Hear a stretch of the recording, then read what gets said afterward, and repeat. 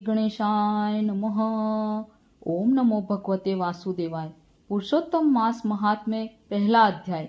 एक बार बहुत से ऋषि मुनिजन नैमिषारण्य तीर्थ में जाकर यज्ञ करने में तत्पर थे।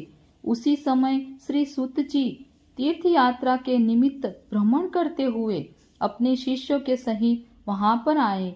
मुनियों को देखकर नमस्कार कर आनंद मग्न हो गए।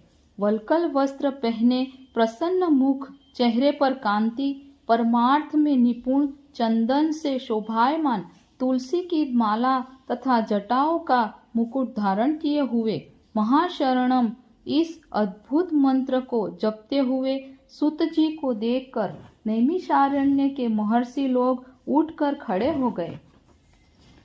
मुनियों ने हाथ जोड़कर कहा कि हे सूत जी, हम सब लोगों को भगवान की अद्भुत कथाओं को सुनने की इच्छा है। तब सूत जी ने प्रसन्नता से सब ऋषियों के आगे हाथ जोड़कर नमस्कार किया। ऋषि कहने लगे कि हे सूत जी, हमने आपके लिए सुंदर आसन बनाया है, आप इस पर बैठिए। आप बड़े भाग्यवान हैं। आपने गुरु की कृपा से भागवत के रहस्य को वर्णन करने की शक्ति प्राप्त की है। इस संसार सागर में हजारों बातें सुनने योग्य है, परंतु उनमें जो भी सार वस्तु है, संसार सागर डूबते हुओं को पार करने के लिए जो शुभ श्रेष्ठ कथा आपके विचार में हो वही बताइए।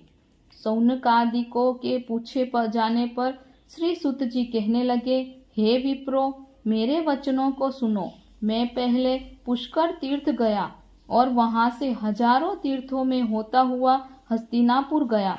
वहां राजा परीक्षित अपने राज्य को छोड़कर अनेक महापुण्यवान ऋषियों के साथ गंगा किनारे जा रहे थे। उनमें अनेक सिद्ध योगी और महासिद्ध मुनि थे।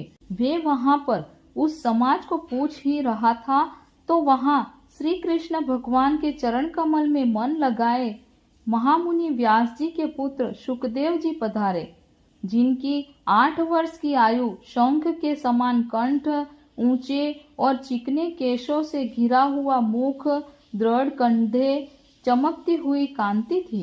वह अवधूत वेश ब्रह्म स्वरूप थे।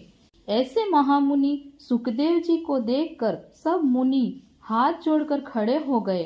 तब मुनियों के बनाए हुए कमल चक्र जैसे ऊंचे आसन पर सुखदेव जी को बिठाया गया। उस आसन पर बैठे हुए ज्ञान समुद्र के चंद्रमा सुखदेव जी ऋषियों की पूजा को ग्रहण कर ऐसे शोभायमान हुए जैसे